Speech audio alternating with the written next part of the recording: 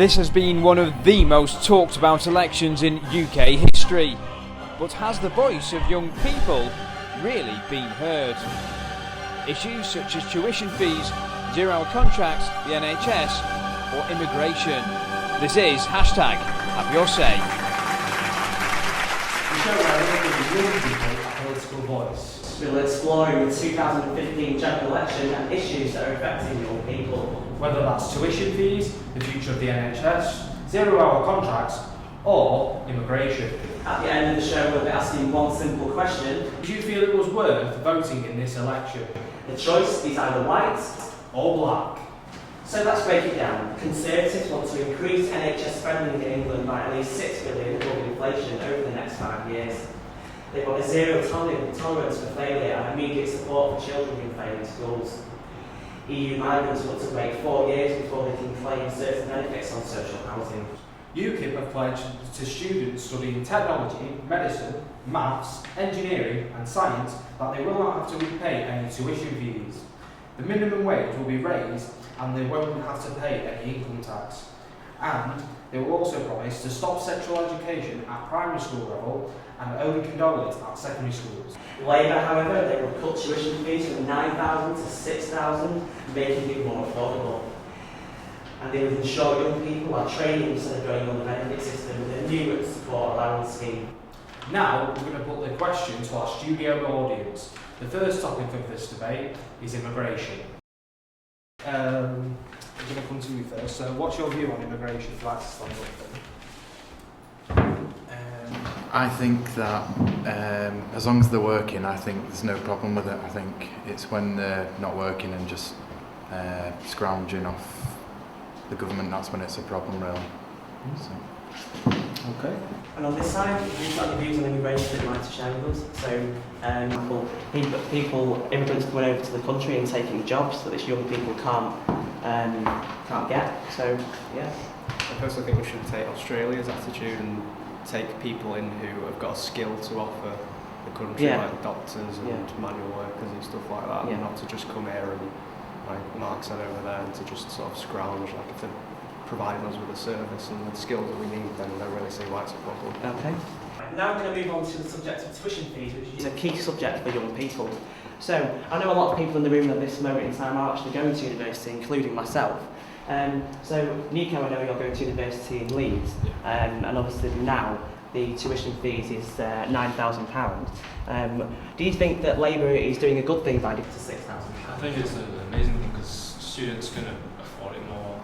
And they can pay back easier. Yeah. It's not as much debt, and it's easy.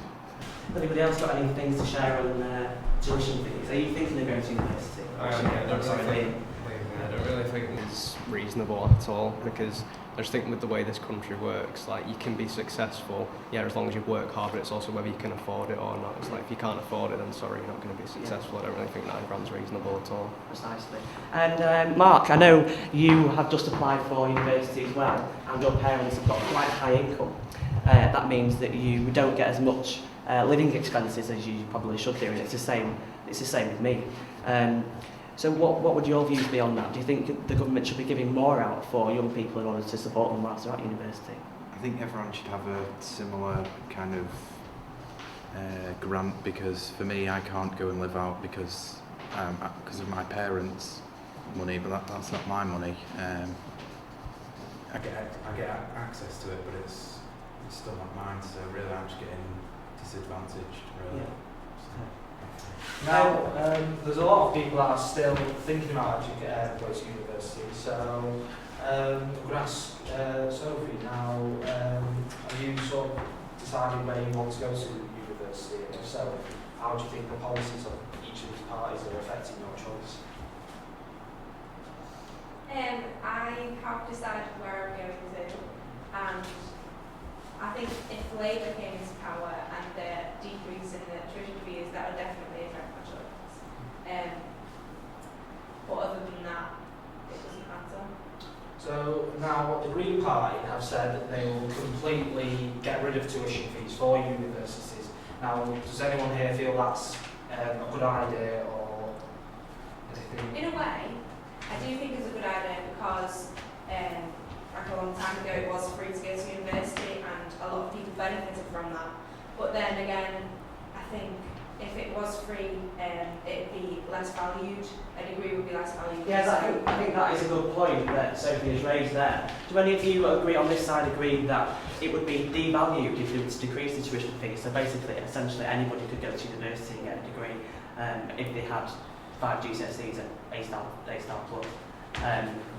Do you agree that would change it, Jonathan? I think getting rid of it entirely, I agree with what I said. I don't think that would be right in a way, because you've got to fund education in some way. Yeah. And I think I agree with Labour's policy of decreasing it. So if it was like £6, that would be really good. But getting rid of it entirely just wouldn't make any sense, and it would not put money towards education. Yeah. Abby, are you thinking of going to university at all? Yeah. You are. So what do you think would be a reasonable amount to charge? It's £9,000 currently. Is that like every per year? Per year, yeah. So I'd it's say about £5. £5. Yeah. Just so it's affordable to pay that. Okay. But it's not always like you get a job when you leave. So if you don't get a job when you leave, you've got no money to pay back. Exactly. It's. And you land in like what, 30 grand. It's now fixing our plan. Okay, so now as well, on staff rate, you said you voted. Who did you vote for? I voted for And why did you vote for them? New topic, which is actually 0-hour contracts. Now, I myself am on a 0-hour contract, but luckily enough, I've not received. I've always received work recently. I've not been off work. Now, it could be. David Cameron has said recently that 0-hour contracts are a good thing for students because it gives them the flexibility to work around their educational needs and what have you. So, are any of the members of the audience on 0-hour contracts at all? Let's do it. Raise your hands if you've got a job basically in this room. Okay.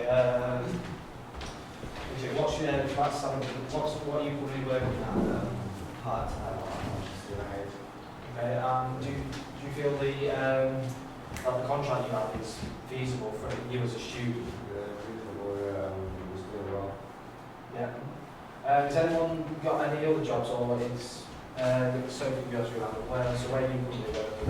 I work in a cafe at the minute. Oh. Luckily, I do have a 15-hour contract.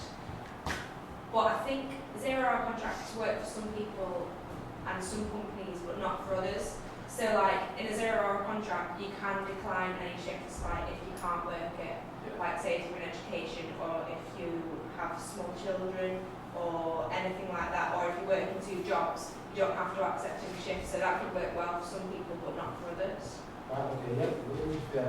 I can see the benefits of 0-hour contracts, but personally I'm unemployed at the minute. But if I was to have a job, then I want a bit more stability and a bit more sort of uniform hours. I wouldn't like it to just be sort of all over the place. Like, so I'm going to work this amount of hours, or I can work this amount of money. Yeah, but then what if you end up like not being able to work one of them shifts, and you have to ring in and say, "Oh, well, I can't," and they sort of talk. Yeah, I'm quite sure how to answer that question. To be honest with you. It's just I can see that would be a benefit of a 0-hour contract. But then when I apply for the job, I would have thought about whether I can work the hours or not. And if something crops up, then usually managers and stuff like that, they are quite understanding and can actually make up the time. There's quite a lot of people that do that actually, that sort of take on a job and they're unsuccessful to give the hours, so that's taking away a perfect opportunity for someone to earn their money, whereas for students like ourselves it's a little bit more difficult to get a job in this day and age. So that is obviously bringing up some quite strong opinions over that side. So over this side, do you agree with the Conservatives in saying that 0-hour contracts are good for students and people of our age because it means you can be flexible around being at college and having a social life and etc. Would you agree with that, do you think? Yeah, I think it's more productive. Yeah, but would you still agree with it in the fact that you could get fired at any time and they don't have to give you any sort of say at all? I'd like to know that I can have a permanent job if So you'd feel more secure in a part-time contract. What do you feel about that, Mark? The same, really. Yeah.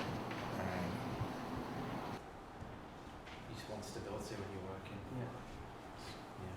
Yeah. Mustafa, we've not heard from you yet. Do you think that you would prefer stability, or would you prefer that flexibility in terms of your job contract? I'm I think it depends, obviously, with like the amount of like how busy you are, like the amount of work you need to do, etc. So also in terms of money, how much money you need. So a 0-hour contract, it's not really reliable in terms of money. So Liam has actually not voted in this election.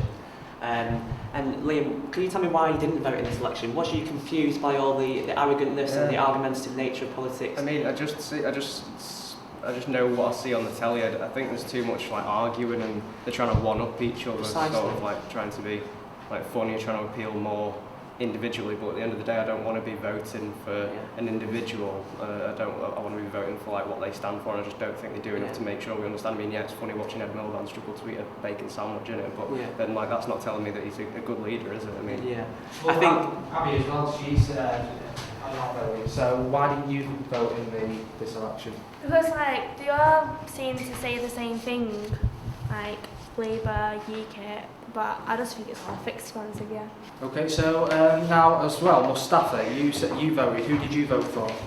I voted for Labour. And why did you vote for them?